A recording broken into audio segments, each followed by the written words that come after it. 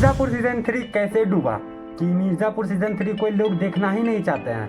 तो ये इतना ज़्यादा जो सीज़न 1 और सीज़न 2 इतना ज़्यादा हिट रहने के बावजूद भी सीज़न 3 इतना ज़्यादा पिट चुका है कि उसको लोग देखना ही नहीं। आपको मैं पूरी बताता हूँ कि मिर्ज़ापुर जो सीज़न 3 है वो कैसे डूबा, क्यों डूबा और उसको डुबाने के पीछे किन किन का हाथ था, किन किन लोगों का हाथ था जो मिर्ज़ापुर सीज़न 3 को डुबा कर बैठ गए हैं।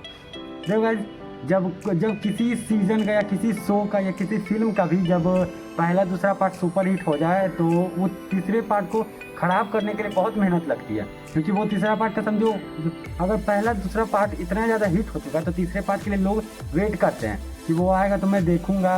ये बहुत अच्छा था क्योंकि पहला दूसरा सीज़न इतना ज़्यादा बेस्ट, कुछ कहने का नहीं। लोगों ने इतना प्यार दिया, भर भर के प्यार दिया पहले दूसरे सीज़न को।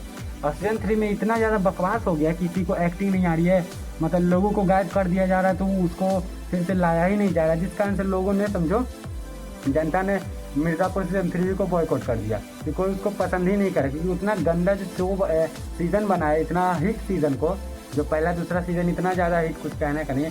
और वो सीज़न 3 इतना ज़्यादा बकवास, मतलब इसका भी कुछ कहने का नहीं है, इतना ज़्यादा बकवास है। देखो पहले तो जो जिस डायरेक्टर या प्रोड्यूसर या राइटर जिन्होंने भी ये डिसीज़न लिया कि मुन्ना भैया को लाना ही नहीं है इस सीज़न में, उसको तो लोग मतलब जो जिसका ये डिसीज़न होगा कि मुन्ना भैया इस बार आएंगे ही नहीं, तो समझो उसको तो इतनी मार पड़ी होगी। जो जिस राइटर का नहीं होगा, एग्जाम्पल के राइटर का होगा कि मुन्ना भैया को नहीं रखेंगे, दिव्येंदु को नहीं रखेंगे, लेकिन तो उसको बाद में इतना पिटाई पड़ा हो, इतनी बात सुनी, क्योंकि देखो उनको लाना चाहिए, क्योंकि उनकी वजह से सीज़न को समझो सब पहचान रहे थे, हिट हो रहा था। उनको अगर लाते तो सीज़न का हिट होने का चांसेस बहुत ज़्यादा था, क्योंकि उनको लोग पसंद करने लगे थे मुन्ना भैया को।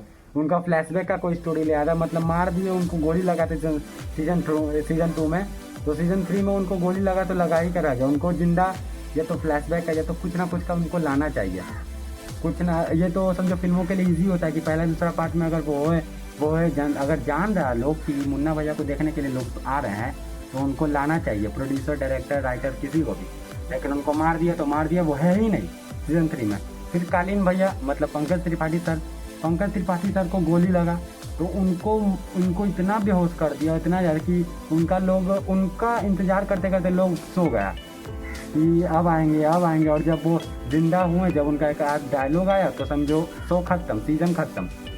और फिर पंकज त्रिपाठी सर को भी लाइन नहीं मिला और उनको भी सुला के रख दिया गया। फिर आज हमारे बाहुबली जो गोलू जो बाहुबली बन रहे थे, उनका एक्टिंग ही बकवास था। जो लेडी इस बार बनी थी, जो बाहुबली जो नाटे हुए थे, गट्टू सर नाम था उनका, नाम नहीं मैं जान रहा हूँ, उनको रखा तो वो उनका शूट कर रहा था, क्योंकि वो लग रहे थे वैसे टाइप, उनका डायलॉग सही था, एक्टिंग ठीक कर रहे थे। और जो लड़की जो गोलू थी वो तो एक्टिंग भी नहीं अच्छा करी थी। तो इनको मिर्ज़ापुर सीज़न 3 को डुबाने के पीछे बहुतों का हाथ है। इस बार एक्टिंग नहीं अच्छा हुआ और कास्टिंग नहीं अच्छा हुआ, क्योंकि मुन्ना भैया जिसको लाना था वो नहीं है, फिर पंकज त्रिपाठी सर नहीं है। तो समझो इस बार सभी ने मिलजुल कर हाथ बटाया है इस सीज़न को बर्बाद करने के लिए, और यह बर्बाद हो चुका है। इतना ज़्यादा नुकसान हुआ सीज़न 3 को, मिर्ज़ापुर सीज़न 3 का, कि वो तो प्रोड्यूसर ही जानेंगे, वो हम लोग क्या जाना। बाकी यहाँ का मिर्ज़ापुर को डुबाने के लिए यही सब हाथ है। और आप लोगों ने देखा या नहीं देखा कमेंट जरूर करें। मिलते हैं अगली वीडियो में।